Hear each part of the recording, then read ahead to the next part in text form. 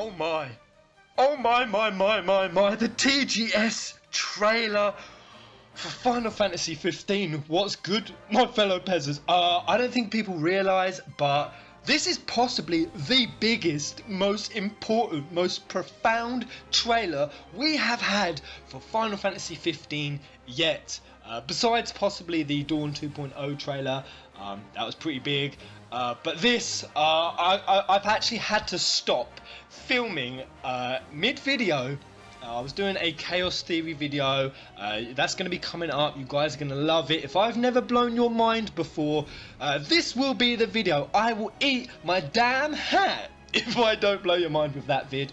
But I've had to pause because I need to break this down. Now, we're going to get into it. For anyone who hasn't seen it, I'm going to start playing it. And excuse the potato quality, there is no real kind of proper English translation up yet. This is the best one I've found. So I'll start playing it. Now, what I want you to bear in mind as it's playing, just read along, read what's being said. I'm sure most of you have already seen it at the moment, seen this trailer already. But I was literally going to make a call on a huge aspect of this TGS trailer 3 months ago. 3 months ago, so I am super excited, and I'm actually kicking myself that I didn't make the call. I didn't make the call because I thought it would be too out there. I know you guys probably can't believe it, Peasant not making a call because it's too out there. What the hell? Yeah, I actually did. I wanted to make the call, but I didn't. I hesitated. I pussied out. Now, I'm going to break down this video scene by scene because, oh, this is super exciting. This fits with so many theory videos I've done. I'm going to issue a Kingsglaive warning. Honestly, I think most of my FF15 theory vids from here on out are going to have spoilers, but I'll still try to announce them as I go for anyone who hasn't seen it. So, Kingsglaive spoiler initiated. Now, the first scene I want to talk about, this one, the exchange between Noctis and Regis. Now, not much happened there, but what I want to talk about is when this actually happens, because of course Regis is sending Noctis off. The reason he's sending Noctis out of the city at this point is to get married, is to go to Ortisia. Now, of course, in Kingsglaive, Ardyn only negotiates that deal during the movie, so this part of the game actually happens during Kingsglaive. But of course they just didn't show it in Kingsglaive. Now, what I also want to point out with Kingsglaive while we're on the topic is what I want people to realise is a lot of what happened in Kingsglaive weren't supposed to happen that way. That wasn't the original concept. Because in Final Fantasy Versus XIII, Noctis was supposed to fight his way out of the city, so he was supposed to be there. Essentially, he was supposed to be Nyx, because the characters of Druatos or Glorsa and Nyx, and even the entire Kingsglaive, none of them were originally ever going to exist. And that raises the question of who was supposed to kill Regis originally, because it wouldn't have been Druatos. He was literally just invented when Tabata came on board. So, and I strongly believe that it was supposed to be Ravus originally, because I said a long time ago in Versus 13, before I even knew the name Ravus, I said the white hooded dude is looking to take the Lucius power for his own. I said the Lucius power because we didn't even know about the ring back then, the ring of the Lucii. Theory vid on that coming up as well. And none of this is my words, this isn't my speculation, this is actually what Tabata said. He actually did say that they had so much content, so much story, backstory, that the backstory had to go into Brotherhood, that's why that was made, and everything with Noctis fleeing the city and the treaty, that had to be put into Kingsglaive. There was just too much to fit into one game, so that's entirely why Kingsglaive and Brotherhood was invented. Moving on to this picture, so this is a pic of Ardyn. All I want to say here, the ceasefire is getting us nowhere. And the line before that, this ship will not take you forth, it's so clear that Ardyn is leading the group around the world, that he is directing their footsteps. And the reason for that is also very clear, that it's for astrals. He's leading them to the locations of astrals, and I wanted to do a theory video on this a while, but I'm just going to do it now. So we know that Ardyn leads Noctis and Co to Titan. We saw that. Now, I've been theorising, how did Ardyn know they'd be there? You know when he said, what a coincidence, and Noctis or Gladiolus, someone said, I highly doubt it.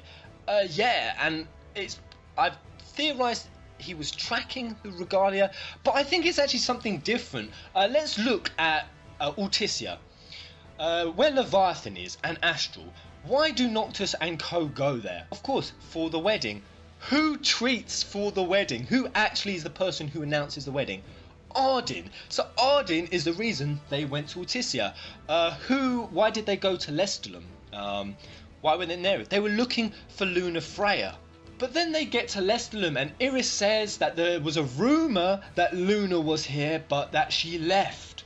Now come on guys, who set the rumour up? Do you really think Luna was there? No, I actually think that Ardyn is leading them around the world because he knows they are trying to find Luna Freya. And think about it, if Ardyn leaves hints or clues or rumours in locations around the world as to where Luna is, he knows that's how he can get there. That's how he knew they were going to Lestalum, because he set up the rumour that Luna Freya was there.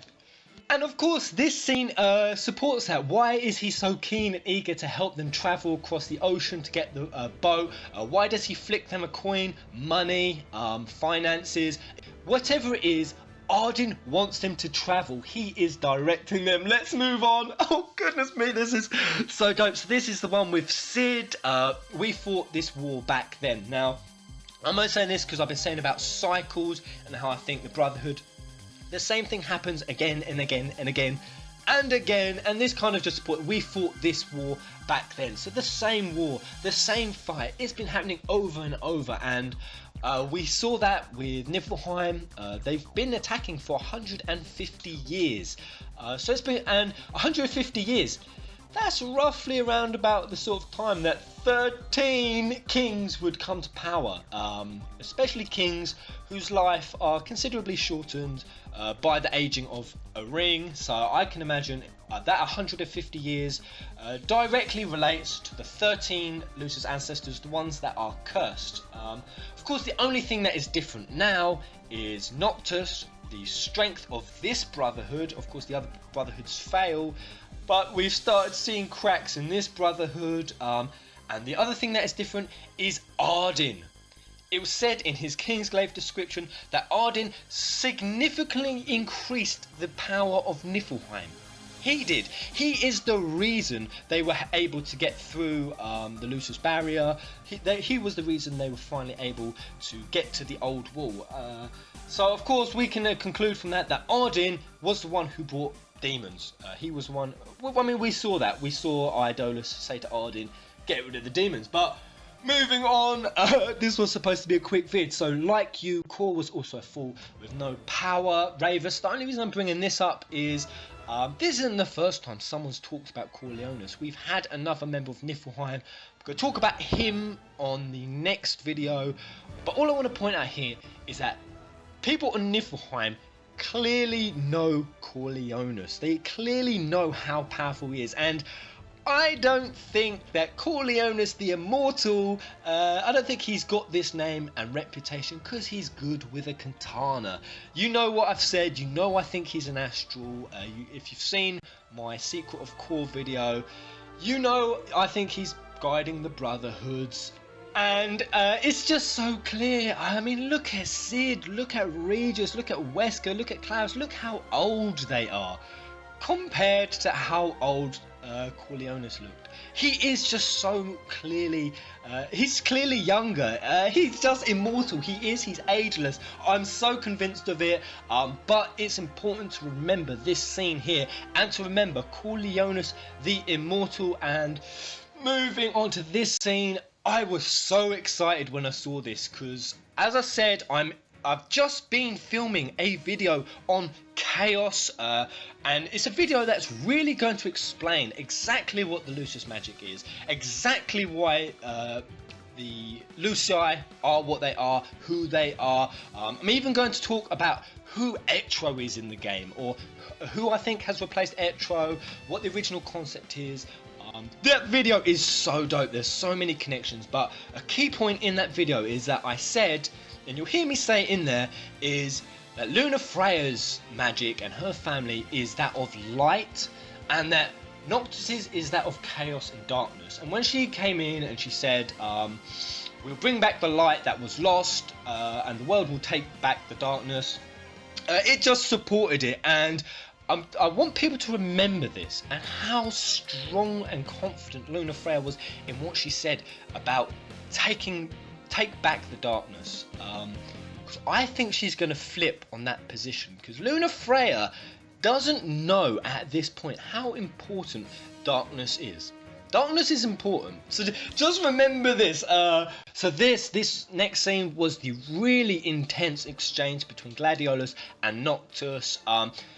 So there's something that's caused a feud in the Brotherhood, and I think I have the exact reason. This is what's going to lead me into my video. We're going back to the 4 sons of Odin. We're going back to Norse mythology, because this was uncanny. Like I said, I was going to call this 3 months ago. And you're probably wondering, what was you going to call, Peasant? 3 months ago, when I did the Sons of Odin video, I was going to call, and I'll explain why I was, but I lost the balls to do it. I was going to call that Ignis in Final Fantasy 15 will become blind. Blind! Look at this, but I was going to call it, I even edit out the video. I'm kicking myself because people probably don't believe me. If I'd have just called it, I would have been the immortal tinfoil hat master by now. And he is blind. I suspected it when we saw the chapter 0. Look at his eyes, they're burnt. And I was going to say it then, Ignis is blind. I was going to do the video, Ignis is blind, but I lost confidence even then because I weren't sure, was that just some black around his eyes, or are they really burnt? And then there was this. Look, Ignis is sat there, he's got the walking stick just there, and notice how he's also not talking, he's completely silent. Ignis, he would be settling that feud going on between Noctis and Gladiolus. He would. He's always been the peacekeeper. Peace. Remember this word, peace. And for anyone who knows, or for anyone who is following him on Twitter, you know that I was, as soon as I saw this, before I even got the translation, I was saying, no, this is dark. This is so dark. And I'm not talking about what Ignis being blind. I'm talking about the reason he's blind. I know the reason he's blind, and I know what he's done. I know why he's in shock. I know why he is silent right there, and it is terrible. Ignis has done something terrible. I mean, next level terrible. I mean, only Tabata, the director of Crisis Core and Type 0, 2 of the possibly most dark ending Final Fantasy in the series, only he could write this. And what is it, Peasant? Well, click this link. This is the Sons of Odin, Norse mythology, Ignis is blind, Gladiolus goes to hell video. Click it. Go, because I want it to have its own video, its own comments, its own likes, its own thoughts, its own theories. Go, click it. This was a tee up. Get out of here. Go.